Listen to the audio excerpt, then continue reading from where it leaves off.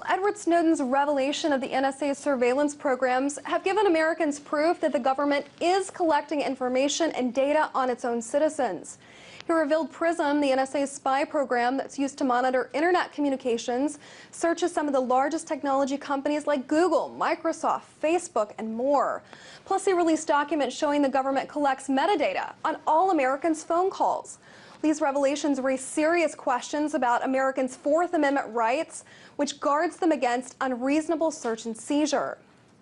But as reporters who use Snowden as a source here call for their own prosecution, the First Amendment rights of free and open press are also being called into question. Well, for more on this, I'm joined now by CEO and President of Free Press, Craig Aaron. Hi there, Craig. So do you think that the treatment of Snowden, his treatment that we're seeing now, is it going to have any impact on journalists or whistleblowers coming forth in the future, do you think? Well, absolutely. I think that there is a major chilling effect if you talk to any investigative reporter trying to cover national security, trying to cover matters of national importance. They'll tell you their sources are starting to clam up because not just because of Snowden, but because of the repeated attacks on journalists for doing their jobs, the prosecution of whistleblowers. It's becoming a lot harder to get information about what the government is doing. Now, we have these blockbuster revelations, which raise huge questions of First Amendment rights, Fourth Amendment rights, but I think for reporters and the press, there's a lot of concern about are they going to be able to get these stories and what kind of risk are they taking just to do their jobs as journalists. Okay.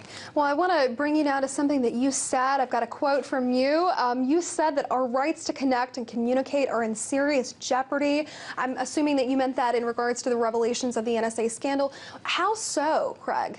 Well, you know, I think you can just look at the evidence that's been revealed in the Snowden revelations and other recent stories. You're seeing a massive dragnet sweeping up data for all of us, our phone calls, records of who we called, when we called them, and where we were when we made those calls. Our internet activities are being swept up by these massive computers where the government can look in them at any time. I think this goes beyond anything we've seen before in terms of the basic communications of Americans being monitored and watched. And we haven't yet gotten real answers about why this is happening. We haven't truly had that public debate, and I think it's very concerning. And I think our First Amendment rights, freedom of the press, are absolutely part of this. We need reporters out there on the beat, doing their jobs, finding out and printing things that the government would actually prefer we don't know. Mm-hmm.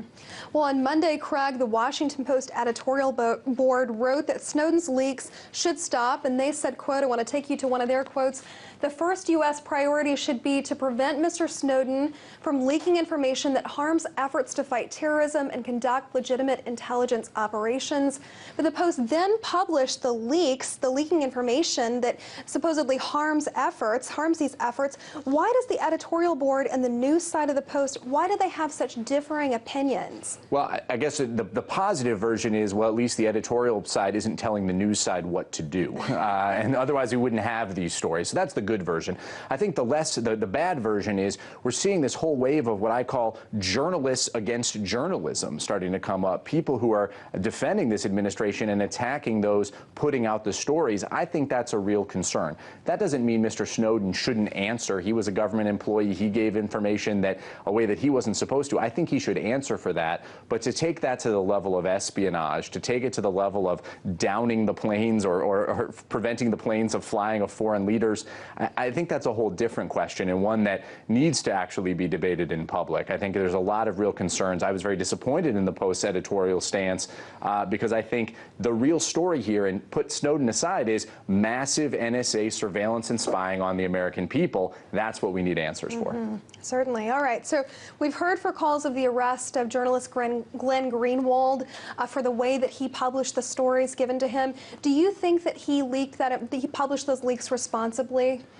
Based on everything I know, absolutely. I think that, you know, we should be thanking Glenn Greenwald. He did what you're supposed to do. Find sources and report the news. That's what journalists do. That's what reporters do. We'll learn more about Snowden's revelations as this story develops. But I think it's very clear that Glenn Greenwald and his colleagues, as well as the Washington Post, McClatchy, and others, they're furthering this story, and they need our gratitude. And they're doing what journalists are supposed to do, printing information the government doesn't necessarily want want in public. That's the job of any journalist paying attention to national security. And I think all of us should be glad that people like Glenn Greenwald are doing that kind of work. Otherwise, we wouldn't really know the scale and scope of this spying operation. Okay. We just have moments left here, Craig. One final question. The media's narrative, they seem to be covering every aspect of Snowden himself, but not the real story of the NSA. Why do you think that is? I think it's an easier story to tell. I think it doesn't actually threaten people in power. I think the real story, though, what is going on, how is this massive surveillance happening, that's the story the American people need to know. They've gotten pieces of it from The Guardian. They need a lot more reporters